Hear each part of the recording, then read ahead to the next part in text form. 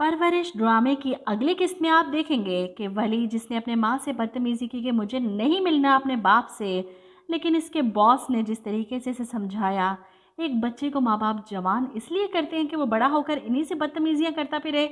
खैर, वली को समझ आ जाती है बात, तभी तो वो अपने बाप से मिलने के लिए घर से निकलता है। इसके बॉस को अंदाज़ा था कि वली कहाँ जा रहा है, इसलिए तो इस मौके पर इसे पैसे पकड़ाता है कि इसे ज़रूरत पड़ सकती है, तुम्हारे काम के पैसे हैं। वली मना भी करता है, लेकिन वो फिर भी ज़बरदस्ती पकड़ा देता है।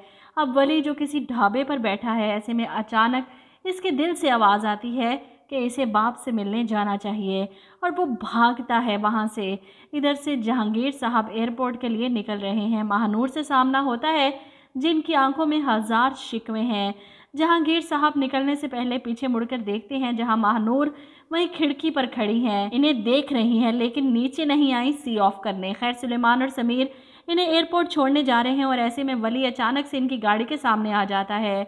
गाड़ी को रोकता है, आंखों में आंसू लिए अपने बाप की तरफ देखता है कि शायद बाहर निकलकर इसे गले लगा ले, लेकिन जहांगीर साहब अपने बेटे को अपने सामने देखने के बावजूद मुंह मोड़ लेते हैं, अनजान बन जाते हैं, और सुलेमान से कहते हैं गाड़ी चलाओ, एयरपोर्ट के लिए देर हो रही है। अब वो बेचारा गाड़ी के साथ साथ भागता रहा रोकने के लिए, लेकिन पत्थर दिल बाप अपने बेटे को देखकर भी नहीं पिघलता और चला जाता है। वली दूर तक गाड़ी को जाते देखता रहा कि शायद वो पलट आए, लेकिन नहीं।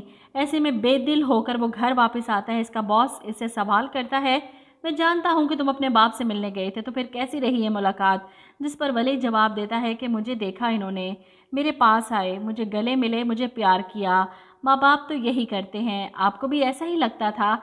ऐसे में फट पड़ता है और उठकर चीखता है, लेकिन मेरा बाप ऐसा नहीं है। वली के दिल में जो अपने बाप के लिए थोड़ी सी मोहब्बत थी ना, वो भी जहांगीर साहब की अना और बेरुखी ने ख़त्म कर दी। अब वहाँ सिर्फ नफ़रत है, गुस्सा है, नाराज़गी है, और कुछ नहीं।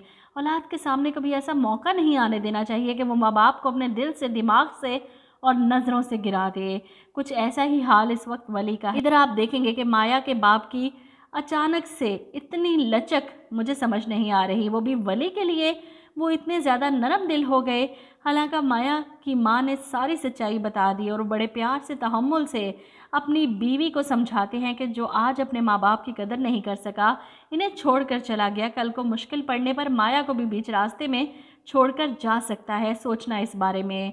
खैर, इस ढील का नतीजा ये निकलता है कि माया आए दिन वली से मिलने उसके घर पहुंच जाती है, उससे बात करती है कि तुम्हारे सर पर छत है, पैसे भी मिल रहे हैं, तो फिर तुम जॉब की तरफ क्यों जा रहे हो? अब वली को इतने अरसे में ये तो समझ आ चुकी है कि चीज़ों से खुशियाँ मिलती हैं और चीज़ें आती हैं पैसों से। भाड़ में गया म्यूज़िक और पैशन।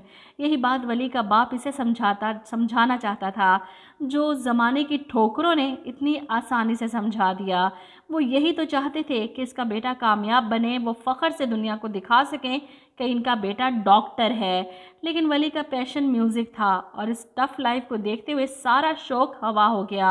अब बस पैसा कमाना है, यही मकसद ज़िंदगी का। वो अगले दिन अपनी सीवी लेकर जॉब की तलाश में धक्के खाने इस शहर की खाक छानने निकल पड़ता है। बस की छत पर धूप में सफ़र करते हुए इसे एहसास होता है कि एसी गाड़ी में बैठकर दुनिया डिस्कवर करना कितना आसान है।